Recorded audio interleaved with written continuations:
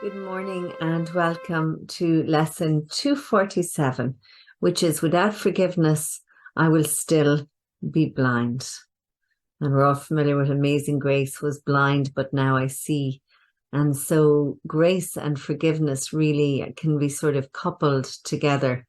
I know that it is grace that sometimes comes in and allows us to forgive or gives us that ability to forgive and to release and to let go and to unshackle our chains.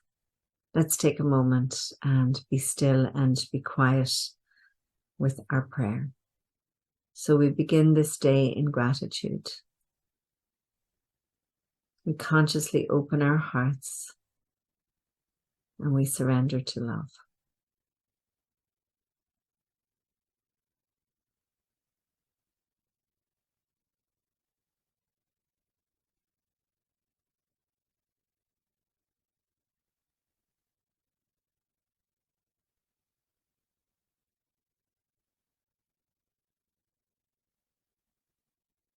And today we ask that love be our leader.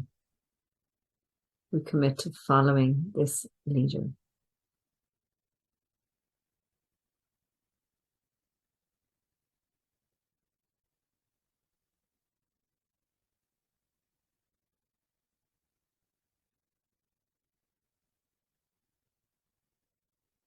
We make a decision to welcome fun. We make a decision to welcome joy. And we make a decision to welcome abundance.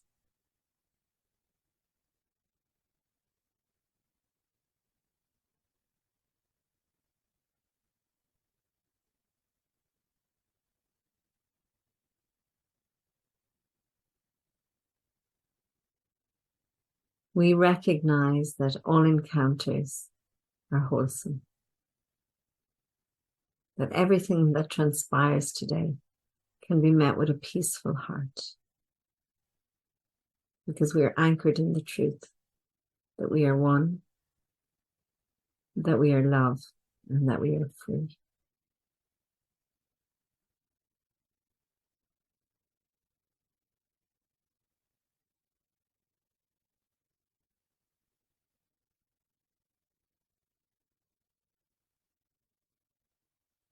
And we say yes, yes, yes to all these words, and then we release them and let them be.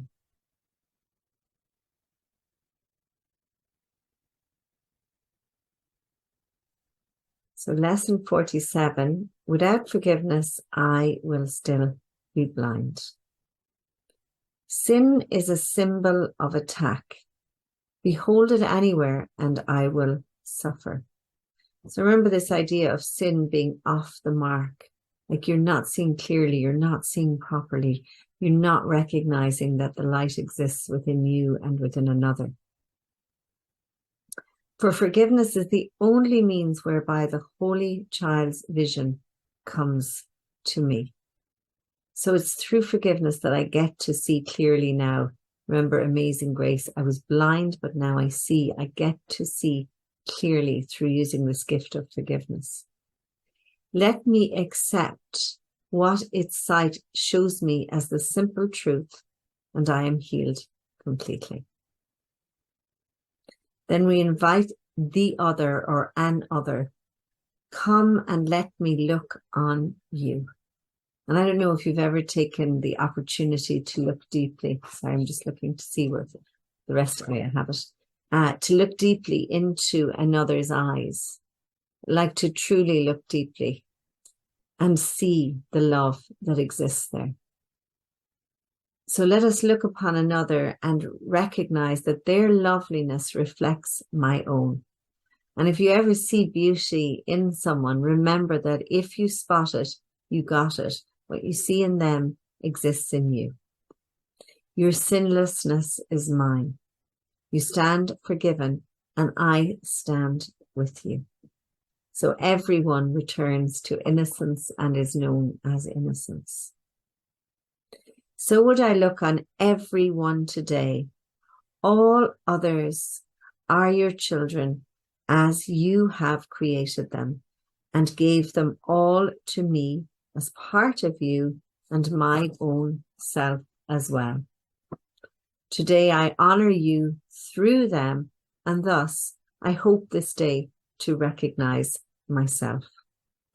So again, it's this whole idea of looking at Christ. Like if you were to treat everyone as Jesus, or if there's another master or teacher or God or goddess that is of importance to you, or the Buddha or somebody, if you were to treat everyone as that and recognize that the Buddha exists in each and every one you meet, you would behave so differently. And this is what we're being invited to do. It's lift all veils of illusion. No more messing around. No more acting like the veil is real. Having this willingness. And it always, like I say, I know I say this again and again and again, it begins with willingness. Am I willing to see things differently? Am I willing to look from a new perspective? Am I willing to allow grace, amazing grace, to come into my life and lift the veils of illusion? And it's a really good question to go into your meditation with, like, am I willing? Am I ready? Do I want this more than anything in the world? Do I want to be free? And do I want to see all others as love?